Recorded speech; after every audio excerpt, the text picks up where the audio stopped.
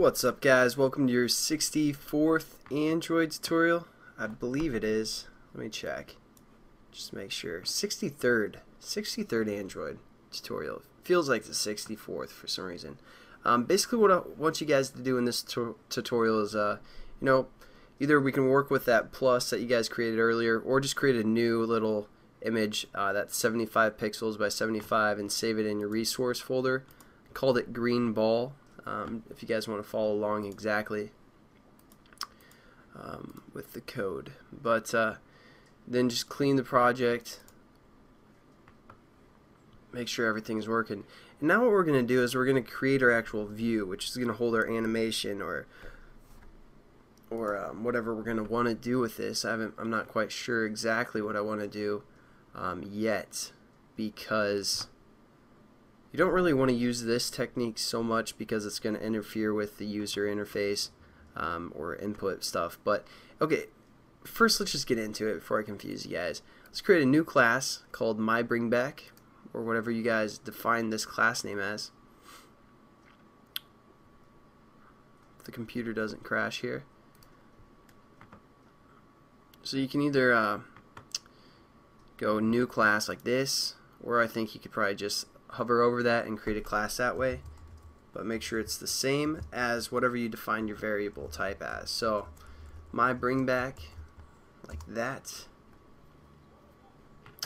and now we have this class called myBringBack.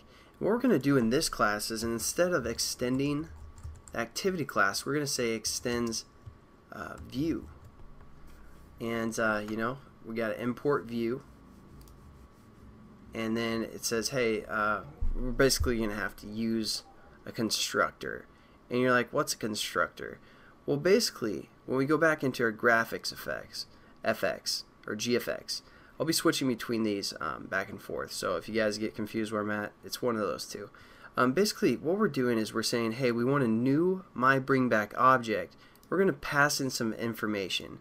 What are we passing in? Well, we're passing in this, referring to the context of this class. That's what we're passing in. So now we need to get kind of a receiver. Basically, this threw the football and we need someone to catch it. So basically, this constructor is going to catch that information and create, or construct something from the information that it gets. So all we're going to do is we can either probably just hover over here again, and it'll add it for us, because as you can see, you can add as many parameters as you want, and so we're just going to add the one that takes into context, because again, we didn't pass in a context and attribute set, or contracts and attribute set, or int. I mean, those are basically probably the ones that most likely you're going to use, but you can also create your own type of constructor for the most part. But since again our takes in a context, we're going to click this, and there we go, we set up our constructor. And now when we pass in the context of this class, it's basically going to be like, okay, we got some context right here, and we're going to call it context so we can use it within this opening bracket. And within here we can define some variables, all that good stuff. So let's set up a variable. Well, first we want something that's going to happen or be able to be used within our whole class. So we're going to say bitmap, and we're going to call it gball for green ball. And we aren't going to define it yet. We're just going to say, hey, there's going to be this variable, look out for it. And now within our constructor, let's define it within there. So we're going to say gball equals, and I believe we've done setting up bitmaps before from a resource folder, but just in case if you guys forgot, we're going to say bitmap factory, because repetition is always good, dot decode resources, or decode, is it resource, which one?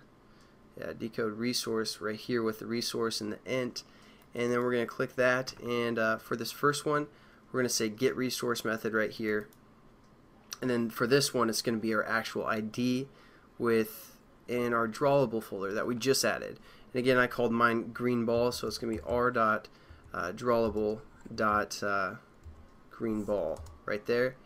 And basically we've set up that variable type. Now I think that's probably all I'm going to cover for this tutorial. I don't want to get into too much yet, but basically the thing that we did is we created a constructor, and when you create a constructor also, as you notice, it's the same name as our class name. So a constructor has to be the same name as your class name is. And then, you give it the parameters that's going to take in, or the information it's looking for. And then basically when we create a new object, like we did in our graphics here, you can give some information to start it up, or give it some, specific information. And then the my bring back class is going to be like, okay, yeah, I'm going to process this stuff. I'm going to create this unique thing for you and pass it back. So it's giving it a new object, or a new instance, which is what we are creating here for our view. So I don't know if that made sense or not, but basically that's just how we can create a constructor. So I will catch you guys in the next tutorial, and we'll get into some, a little bit of animation. So see you then. Peace.